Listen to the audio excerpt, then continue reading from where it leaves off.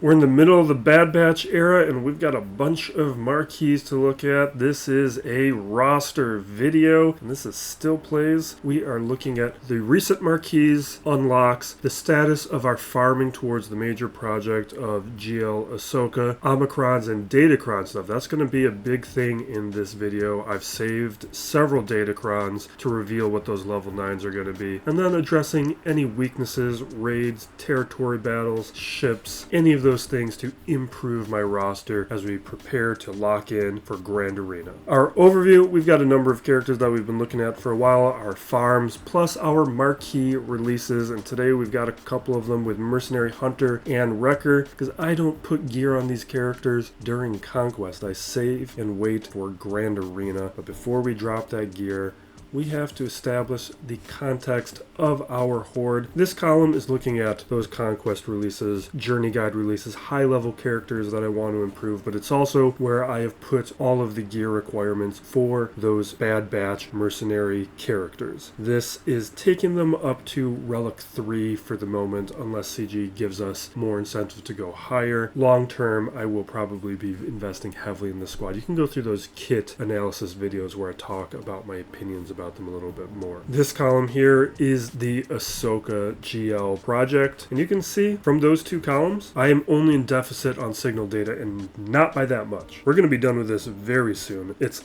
just over 100 on the fragmented and incomplete. That is very manageable, and I'm done with all Cantina farms. I'm only farming this signal data right now, which means by the time I'm done farming General Syndulla and Huyang, I will have all the signal data that I need, and we can just go right into the event. This column is just high quality relics that I need, and then long term we're preparing for GL Ray and to finish my final Galactic Legend. With all marquee releases, we take them immediately up to Gear 11. This usually helps very much in Conquest. Red crates possible with Gear 11 characters. Not this time, because CG's made this Conquest so easy that it's irrelevant, and they didn't have a lot of mechanics that relate back to recent marquee releases for some reason. Not what I was expecting. I was expecting CG to make the stuff a little bit harder, and it's actually a little boring that they haven't. It was way too easy of a conquest. And we're dropping all of these Omegas. We drop all the Zetas. I'm at a point in my roster where I am keeping up with Zetas. I'm not too concerned about them. Also, Zetas these days are basically mandatory. There's very few skippable ones these days, whereas before, plenty of Zetas you could skip. There's some that I'll delay, like I think Shin Hadi's I delayed because it wasn't relevant without Baylan's skull, but otherwise you don't need to think about it too much. They're almost required for the mechanics of the character. But we are in a good position with these guys. I think they're going to be a major pain defensive team, and it seems pretty important. I think this is going to be causing a lot of headaches for a long time. CG is shaking up Grand Arena with this squad. On our march towards GL Ahsoka, we're in a really good place. We have a lot of these farms completed. General Syndulla being on such a ridiculously cheap node, we are already done farming her. That required no effort. I'm just shocked, because usually they don't place the final requirement on a Cantina node, especially a cheap Cantina node. That's definitely less than 2-week farm. It may have been like even 10 days. Like I think maybe an 8 energy node farm might be 10 days. I don't know why I'm so bad at clicking on this right now, but we are completely done. We will take her up to relics. Not really. This squad's just not really good at this stage, and since we're still farming them, it's not a huge reason to do it right now. We can take her up to 6 stars, but that we're about 52 shards, or not even about, we are 52 shards away from being done here. And we are also bringing up Huyang up to 6 stars. Just before I started recording, I was able to get the final shards I needed to go to 6. And he's the character that if you are actively going for GL Ahsoka as a free-to-play player right now, the unlock is going to be tied to Huyang, because that was the latest light side dark side node character released. But but there's no reason to use the Spectre characters at this stage. Although, you know what? Let's take her up to gear 12. There's no harm in that. But the big thing I want to do today is Datacrons. We have set up a number of crons. I was kind of shocked by the drop rates. The drop rates were a little ridiculous. I usually have half as many of these by this stage. Part of this is because we got done a little bit early, but even then I was getting multiples dropping during the first weekend of a new set. Usually I'm getting one every couple refreshes. So we have what, droid. I am looking for another droid. I really want HKs, but I'll take IG, whatever. This one I don't want. We will probably be re-rolling that, and you know what, I already can, so let's do it. Don't need step. We will take IG-88. That is one that I'm looking to use with General Grievous. That could have some interesting mechanics there. I'll re-roll this other stuff later. That's not going to be too interesting right now. What is this? Hut Cartel, definitely taking this one up. This is one where I would love... I want Mob Enforcer. I think we are going to re-roll this. There we go. Perfect. Although I think I need to take her up 2 relic levels in order to use that one. And then we have what here? This is my last... No, we got 2 more. We can do 2 more. So Smuggler, and the other one was what? Both Smugglers. Okay, let's take these both up. Sana, perfect. That's exactly what I wanted. And I think the other Smugglers I care less about, but we'll still take this up. Definitely re-rolling that one. I don't care about that one. Awesome nest. Perfect. This is great. This is a great little opening to the weekend. Good breadth of options. We can update these and just need to prepare a little bit. Retaliate's also what I wanted on Nest, because actually the other ability, let's just talk about it now. The other ability, we talk about this in my Datacron video where I give a little brief synopsis on each one, but with the Smuggler Cron, this one here with the extra evasion, that would be terrible with Nest. You don't want Nest to evade. You want Nest to counter, and that is why Retaliate is better, because it's going to be adding to the damage where they're getting reflected damage on top of Nest countering and hitting those exposes. That's the better combo with her. But that's a solid start going into Grand Arena, and then with drop rates and everything, I'm probably going to have Datacrons done this conquest instead of I usually maybe like 1.25, 1.5 conquests to finish a Datacron set. I think I'm going to be completely done.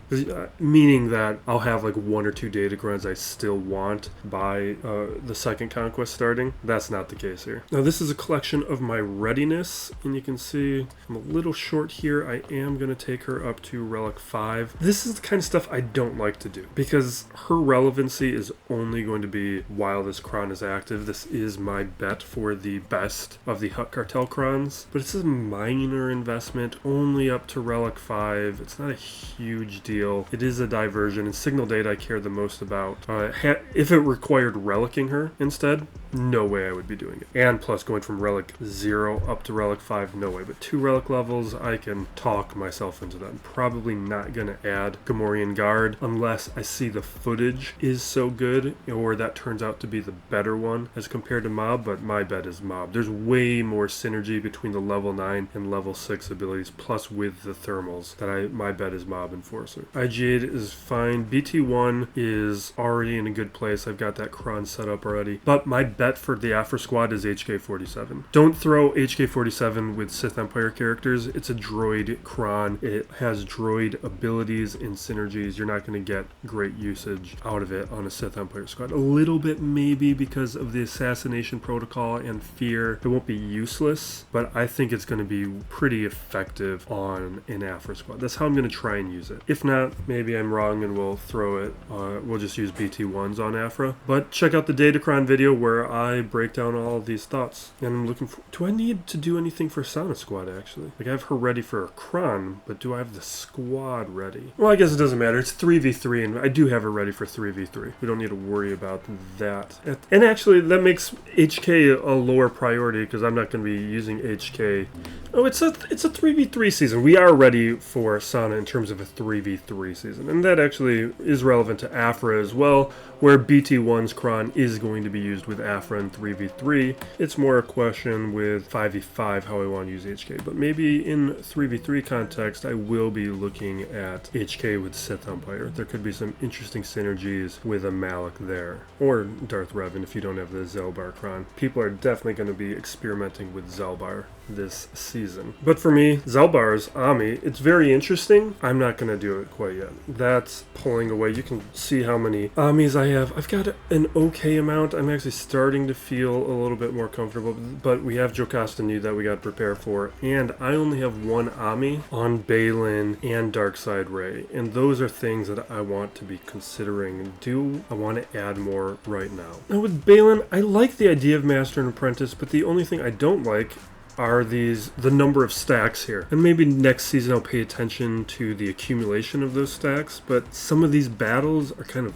over before there's too many stacks of Soldier of Fortune, so that makes me a little disinclined to set that. I do like this a little bit more though. Even though the stun mechanic is less important to me, the AoE armor shred, that's valuable, but it's really the speed stacking. I think I will set down this one. Usually I try not to put them on specials, but in this case that is something that is spreading out to the rest of the squad and himself, and just improving the qualities where it's not like a one-time move kind of thing and get some bonus effects. Now Rey I feel like is a 3 Ami character. I'm only going to put on one. Both are tempting because Malevolent Lineage, you're getting that undispellable shock, you're getting turn meter removal, you're getting these bonuses of protection and protection up that are going to add a bunch of survivability, and that's one of the things that she does is help the squad keep banners, which it was pretty poor at doing with just an SLKR squad. It is something that was highly noticeable where I only had one Ami. The second Ami here, with all this additional recovery, this is also adding survivability. We can also ignore taunt, and it is resetting the cooldown of Malevolent Lineage. I think the edge here to me, I think, is Malevolent Lineage, because this is also adding survivability, and that's primarily what this is doing, other than resetting the cooldown of Malevolent Lineage. But the whole point of resetting the cooldown is to actually use this ability, and this is why I just think she's a 3 Ami character. There's just so much interrelation going on. I think I am gonna do this one. But that's a tough choice. I'm very tempted by this one. Even before I started recording, I thought this is the way I was going to go. But as I thought through it more, as I talked through it, shifted my thinking. You know what I'm tempted by? I'm actually tempted by Fugitives. Because we're definitely going to put this on at some point. The question is, do we want to do it now? And the way that I'm feeling about it right now is, why not? We can get a little bit of testing depending on the opponent. These days, it's been a whole lot harder to do testing because there's way less wiggle room in me getting a win or not. When I was back in the days when there were big mismatches and I was dominating my opponents, we could do so much testing because it didn't matter. I was always full clearing and my opponents were always failing. That I could do all sorts of dumb stuff. That isn't as true these days. But I'm going to put this on because when the squad's at Relics, it's an obvious one. Yeah, I was not planning on doing that. Now with my other luxury options, there's a number of things I've been looking at here, but I'm going to hold off on these other little investments until we are a little bit more secure on GL Ahsoka. Because, for instance, putting those signal data on Mob Enforcer has just slowed down or increased the amount of signal data that I need to accumulate. Not by a meaningful amount, but it matters. It's another day or two, so I need additional characters another day or two. So I'd rather confirm where I'm at before we do more of this. But we will wrap it up there. I'll put the Datacron video up in the corner and probably one of the kit reveal videos, probably Wreckers, down below. The Datacron video, though, covers all of my thoughts on this Datacron set, which ones I think are going to be the strongest, which ones I'm going for, which ones I think you can skip or be less concerned about, the level 3, level 6 synergy. So thank you for watching. Be excellent to each other, everybody. This is Still Plays Galaxy of Heroes.